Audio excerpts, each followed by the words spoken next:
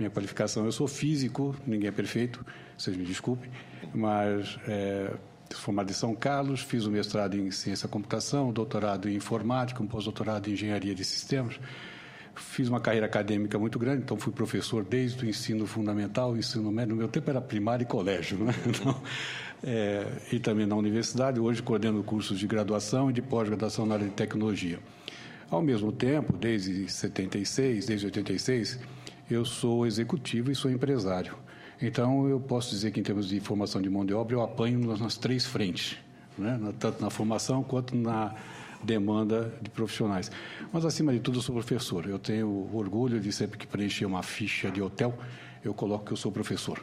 A esperança é conseguir um desconto do hoteleiro, mas até agora não consegui, mas um dia ainda consigo isso. Mas antes para discutir o tema de formação de mão de obra e esse apagão de mão de obra que nós sofremos hoje, e o assunto é oportuno, pelo momento histórico que nós estamos, eu gostaria de fazer uma pequena retrospectiva defendendo a tese de que apagão de mão de obra é uma coisa recorrente no Brasil. Então, se nós olharmos desde 1930, com o início da industrialização, eu fui lá atrás, né? Fui muito longe, nós tivemos uma série de eventos onde se promove uma necessidade, uma demanda de mercado. Então, com o início da industrialização e vindo as ferrovias, cria-se o Centro de Formação, Centro Ferroviário de Formação e Ensino Profissionalizante.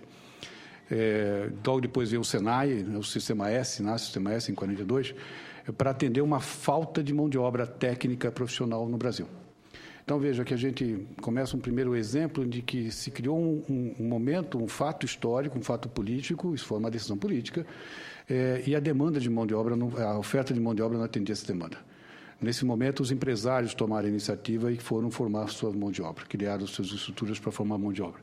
Depois, com o regime militar, aparece aí uma série de exemplos, aí mais novo, eu vivi esse período, então está mais fácil para mim. Nós temos aí um exemplo, a educação física, que deixou de ser aquela educação física mais lúdica, que passou a ser militar, uma estrutura quase militar de educação física. Faltaram professores de educação física. Aí corre para um evento, uma decisão política de criar cursos rápidos de educação física, etc. Mesma coisa aconteceu com o direito, mesma coisa aconteceu com o programa nuclear brasileiro. Faltaram-se engenheiros nucleares, aí foi uma correria para formar engenheiro nuclear, informática. Quando veio a reserva de mercado, nós não tínhamos engenheiros de informática no Brasil, de computação. Aí aparece o Projeto 15, com os primeiros cursos de tecnólogo em processamento de dados, para atender essa demanda. Ou seja, de novo, nós estamos correndo atrás do rabo. A gente cria uma demanda e não tem oferta suficiente. Mais recentemente, aí veio o choque de petróleo, aí nasce o programa do Proálcool, ele sofre interrupções, né, constantes aí no processo, falta profissionais na área, cria-se cursos de especialização em engenharia bioquímica. Mais recentemente, nós tivemos a expansão do crédito imobiliário, faltou pedreiro, faltou engenheiro, faltou todo mundo, porque construir ficou fácil, ficou barato, ficou mais fácil, e faltaram os profissionais, né? E aí, com o colapso da saúde, viu? E aí eu tenho um depoimento pessoal, eu ouvi o ministro, eu sou professor do Uniceub, o Uniceub agora, recentemente, no começo do ano passado, recebeu autorização para o curso de medicina. E foi por volta de fevereiro, em que saiu a autorização, e eu ouvi o ministro da Educação falar, olha, esse é o último curso de medicina que a gente abre, porque tem médicos demais no Brasil. E logo depois a gente vem com mais médico. Não tinha tantos médicos assim. Até temos bastante médicos, mas são mal distribuídos. Então, resumindo esse quadro, né, o que nós temos é sempre um fato relevante, um evento relevante, político em geral, uma decisão política, onde aumenta a demanda de mão de obra especializada, existe uma mão de obra já definida historicamente, até que um momento em que a gente descobre que faltou mão de obra. Aquela euforia, aquele crescimento, a mídia publicando que está faltando emprego, está faltando engenheiros, que quem é engenheiro ganha bastante, há uma procura muito grande por profissionais, e a gente descobre que não tem mão de obra suficiente. Aí toma-se uma decisão, identifica a falta de mão de obra, toma uma decisão de formação rápida de profissionais de algum tipo. Essa decisão começa a dar certo, mas demora. Um curso de engenharia demora 5 anos para formar o primeiro engenheiro. Não é uma coisa rápida. E o resultado a demanda continua crescendo, vai chegar um momento que ela estabiliza e começa a cair, e a gente só vai estar formando gente depois que o pico de demanda passa. Historicamente, é isso que nós vimos. Com o programa nuclear, nós formamos engenheiros nucleares. Quando foi uma primeira turma que foram para o mercado, o projeto nuclear já estava em decadência. Hoje nós temos aí a bolha da imobiliária começando a estourar, como está se dizendo, a oferta de novos programas de empreendimentos imobiliários estão caindo e nós estamos ainda no começo da formação dos engenheiros. Eles vão se formar daqui a 5 anos, eu não sei se vai ter emprego para eles. Então, esse é um quadro que se repete desde 1930. Então, apagão de mão de obra não é uma coisa nova. Isso é decorrência dessas ações que são tomadas sem olhar a infraestrutura que nós temos, aproveitando aí o nome da comissão. Um problema de base que isso provoca é que, numa empresa, a distribuição ideal é um grande corpo técnico que apoia um corpo de... Eu estou chamando engenheiros, desculpem as outras áreas, só para citar o curso superior, graduados de curso superior. Acima dele tem cientistas e gestores, ou seja, pessoas que têm pós-graduação, seja em administração, seja em áreas científicas e técnicas. E, acima de todos eles, os empresários que efetivamente geram os negócios. O que nós temos hoje no Brasil é um corpo mínimo de técnicos, um corpo pequeno de engenheiros e muitos cientistas e gestores, muito pós-graduados, e um incentivo muito grande a empresários. Isso seria bom se não desse alguma série de distorções que nós estamos vendo, né? Nós temos aí engenheiros trabalhando como técnico. Isso leva a uma queda da qualidade do ensino. Por que eu preciso aprender cálculos, 4 cálculos, equações diferenciais, as 4 físicas, química e todas as outras ciências, equações diferenciais, mecânica de fluidos, se o meu trabalho vai ser de técnico? Porque falta técnicos e eu tenho engenheiros trabalhando como técnico. Aí eu acabo provocando uma queda da qualidade do ensino e fomos maus engenheiros. Não estou generalizando para todas as escolas atualmente, eu só estou trazendo o problema. Porque faltam técnicos. Por outro lado, por faltar engenheiros, eu estou me obrigando a colocar pessoas pós-graduadas a atuarem como engenheiros. Então, alguém que fez mestrado, fez doutorado, ou fez 2 ou 3 especializações, trabalhando como engenheiro. Naturalmente que essas pessoas querem ganhar o salário de um pós-graduado e não de engenheiro. Então, essas distorções aí, e aí um incentivo ao empreendedorismo, que eu acho bastante saudável, mas que está levando a se criar um monte de empresas onde o próprio empresário tem que trabalhar como seu gestor e não como empreendedor que motivou a criação da empresa. E isso provoca a falência de empresas no curto prazo. Eu sou empresário, eu tenho uma ideia muito boa, criei uma empresa, só que eu não posso trabalhar em continuar criando ideias, eu vou ser obrigado a gerir aquela empresa, a fazer o trabalho de um pós-graduado, de um executivo, que não tem no mercado. Então, essas distorções desestimula a educação técnica, nós não temos uma valorização da formação técnica, desvaloriza o profissional como engenheiro, provocando uma redução do nível escolar dele, banaliza a pós-graduação. Bons engenheiros acabam se virando gestores, não porque eles têm vocação para gestor, mas é como eles podem ganhar o salário que eles acham que merecem. Então, você promove um engenheiro para ser um gerente, perde um bom engenheiro e não ganha um bom gerente. E o incentivo ao empreendedorismo faz com que crie-se empresários gestores, que depois não conseguem sustentar o seu negócio no longo prazo. Então, esse é um quadro da situação atual. Como eu falei, eu apanho nas 3 frentes, né? Como empresário, como executivo e como professor. É isso que a gente encontra. É difícil mudar isso, não vai ser fácil, não, o desafio é muito grande, e eu acho que começa aqui no Senado. Tenho aí, então, resumindo essa cadeia de eventos. Isso acontece, aí, na minha modesta opinião, nesses 36 anos como professor, porque falta uma política de longo prazo, uma política de desenvolvimento. Educação a gente não faz de uma hora para outra, demoram anos para a gente formar o primeiro aluno a partir de uma decisão de formação.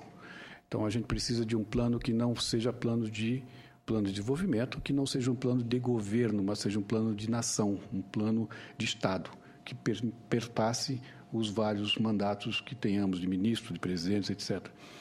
A falta dessa política inviabiliza os investimentos necessários para a educação. Eu, como coordenador, quando eu faço uma alteração qualquer no meu projeto pedagógico, que é um curso de 4 anos, eu tenho que imaginar qual vai ser o futuro daqui a 4 anos, quando esse aluno vai se formar. Eu não estou mudando para hoje, mas sim para daqui a 4 anos, quando ele se formar. As pessoas não imaginam a dificuldade que é fazer cenários para daqui a 4 anos. Eu não faço ideia do que possa acontecer 4 anos. Não é por causa da questão tecnológica. A tecnologia eu até consigo fazer cenários, mas qual é o mercado profissional que eu vou encontrar daqui a 4 anos? Isso me assusta e me coloca numa situação de poder comprometer a vida de um jovem que aposta numa profissão que pode ser útil para ele daqui a 4 ou 5 anos. Resolve-se essa falência, essa falta de mão de obra especializada com soluções pontuais, de novo, sem um plano. Então, os nossos planos de educação também são de curto prazo, porque eles não estão respaldados por uma política de desenvolvimento econômico de longo prazo. As situações são momentâneas. Desgraçadamente, historicamente, a gente vê que quando profissionais começam a chegar no mercado, aquela demanda começou a esvaziar. E aí eu formo muitos desempregados. Aí aconteceu isso com a educação física, aconteceu isso com advogados, aconteceu isso com engenheiros nucleares. Não está acontecendo com informática, graças a Deus, porque essa área está crescendo. Quer dizer, a área é uma área de tecnologia que cria necessidade e daí cria mercado o tempo todo. Mas isso corre o risco de acontecer com engenheiros. Aliás, já aconteceu. Os senhores que têm os cabelos tão brancos quanto os meus lembram do milagre econômico de 1970, que foi um boom. Houve um aumento grande de procura por cursos de engenharia e depois nós tínhamos engenheiro virando suco, vendendo cachorro-quente ou fazendo qualquer outra coisa porque não tinha emprego para eles depois, em 78, quando houve a crise do petróleo.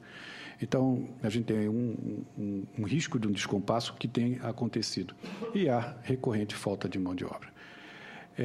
Aí eu tomei a liberdade de responder, mas eu vou passar rápido essas perguntas e vou direto para um quadro sintético que eu fiz. O material está aí com a gestão do evento para usar, mas eu respondi aquelas perguntas todas. E o que nós temos, resumindo nas perguntas todas, é isso. Nós temos umas escolas de nível superior, escolas técnicas e, do outro lado, o mercado, que demanda cientistas, profissionais de exata, profissionais da área de sociais e de saúde e profissionais técnicos. Esses são os perfis que a gente demanda. As escolas hoje têm uma ação positiva dos vários programas de financiamento. Felizmente, hoje, quem não tem poder aquisitivo pode fazer uma faculdade. Então, tem FIES, tem ProUni. Eu venho de uma família muito pobre, meu pai era pedreiro, minha mãe era dona de casa. Eu tive a sorte de ter uma mãe que era dona de casa. Eu não podia pagar uma empregada, uma babá, porque eu fui educado por mãe, né? E isso faz uma diferença muito grande hoje, né? Ter sido educado por mãe. E eu, com isso, às duras penas da minha família, eu consegui fazer uma carreira profissional e ter a educação como um meio de progressão social, né, de fato. Hoje, com o ProUni, com o FIES, com esses vários programas, permite que as jovens possam cursar uma faculdade, coisa que no meu tempo era muito mais difícil. Por outro lado, nós temos uma carga de regulações em cima das escolas muito grande. Agora vão regular também os cursos de especialização, não é? Então, essas regulações acabam dificultando, amarrando ou dificultando, engessando a capacidade da academia de atender a demandas pontuais. Quer dizer, hoje, nos próprios cursos tecnológicos, com os cursos superiores de tecnologia, se eu não abrir um curso que esteja no catálogo do MEC, eu praticamente não abro o curso, eu só abro os que estão no catálogo. Se não tiver no catálogo, vou ter que fazer muita justificativa, etc. Ou seja, se amanhã aparecer aí uma demanda por especialista em menopausa de mariposa, eu não posso formar ninguém, porque eu vou demorar anos para aprovar aquele curso. Do lado do mercado, nós temos grandes pressões, temos eventos globais que estão fora do nosso poder de controlar, e temos também políticas governamentais, programas de incentivos, como o caso do incentivo aos carros, né, à indústria automobilística, intervenções do governo na trama de mercado. E isso leva a uma deformação, como nós estávamos comentando agora há pouco na sala de espera, entre a quantidade de oferta e a demanda. Hoje nós temos uma pequena demanda de cientistas, de pessoas com pós-graduação, e uma grande oferta dessas pessoas. Nós temos uma enorme demanda de profissionais da área exata e uma pequena oferta nessa área. Temos uma grande oferta de profissionais formados em áreas sociais e pouca demanda para essas pessoas. Na saúde, como eu disse, está mais ou menos equilibrada, até onde eu consegui mapear. O que tem é um descolamento entre a demanda regionais e a oferta desses profissionais. E nas escolas técnicas, então, o descompasso é enorme. Quer dizer, eu tenho uma oferta pequena, agora com o Pronatec a gente passa a ter uma oferta, pode ter uma oferta maior, uma facilidade de oferta maior, e mais uma demanda monstruosa que está sendo ocupada por engenheiros, por cientistas, etc. Então, os senhores pediram sugestões, a gente toma, na academia a gente tem a maior cara de pau de dar palpite na vida dos outros, mas, primeiro é necessário um Plano Nacional de Desenvolvimento, e nós achamos que, eu falo nós, estou falando em nome do reitor do Uniceub, o Dr. Getúlio Moreira Lopes, é fundamental que haja um plano de desenvolvimento, um plano nacional de desenvolvimento, e esse plano tem que ser capitaneado pelo Senado, porque tem longevidade, permeia governos, se pudesse ser um plano suprapartidário, melhor ainda, para não ter ideologias aí, mas é um plano feito por pessoas que olham o futuro do país, no longo prazo, 10, 20 anos. Isso vai permitir que a educação se prepare com a antecedência necessária para atender as demandas conforme elas forem aparecendo. Isso não quer dizer que vai ser uma maravilha, vão ter eventos globais que vão mexer nesse plano, mas pelo menos já é maior coordenação das ações do governo entre mercado e educação. Nós temos eu vou chamar uma gíria, nós estamos batendo cabeça. Nós temos, de um lado, eventos políticos que promovem aumenta a demanda de profissionais, e não tem, do outro lado, quem oferta esses profissionais. Quer dizer, está faltando uma coordenação entre os diversos órgãos dos governos, em geral, não só federal, estaduais e municipais, para que essa cola aconteça. Valorizar o trabalho técnico. Gente, eu fiz curso técnico de eletrônica. Tenho orgulho de ser técnico. Meu pai era técnico. Mas hoje, o que um garoto vai fazer na escola, no segundo grau, no ensino médio? Decidir ser técnico. Para que ele vai ser técnico? Se ele se formar com 16 anos, ele só pode trabalhar com 18. Entre ficar 2 anos parado, ele vai fazer uma faculdade. Para que ele vai ser técnico? Se a maioria dos cargos valoriza um curso superior. Em próprios concursos públicos, se você tiver um diploma de nível superior, para um cargo técnico, você é valorizado. Você tem promoções. Então, para que eu vou ser técnico? O Pronatec é um excelente mecanismo, mas acho que ele poderia estar junto concomitante à formação do ensino médio, e não esperar ele se formar para depois fazer o curso técnico. Eu sou do tempo, pela cor da minha barba, vocês devem imaginar, eu sou do tempo que se falava que trabalho enobrece. Eu acredito nisso, e a gente está deixando de enobrecer nossos jovens. Demora para entrar no mercado de trabalho. Então, permitir esse ingresso mais cedo no mercado de trabalho, aumentar a formação técnica concomitante com o ensino médio, e não esperar a formação dele. Eu coordeno o curso de Jogos Digitais do Uniceub, que é um curso de 2 anos e meio, um curso superior de tecnologia, e agora tem também no Pronatec o curso de programação para jogos digitais com 1 ano e meio. Com um aluno que acabou com o ensino médio, tem o Enem, etc., ele pode se inscrever. Eu não tenho que explicar para os meus alunos. Eles me perguntam: professor, para que eu vou fazer o curso superior pagando um curso que é pago, se tem um curso técnico de graça? Eu não tenho o que responder. Sinceramente, eu não sei o que responder para eles.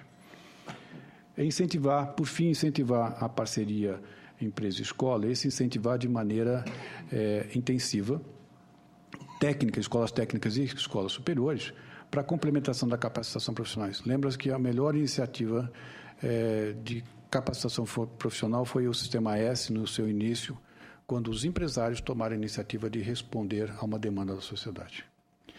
Então, senador, eu agradeço aí a oportunidade, espero ter respondido parte das perguntas, fico à disposição.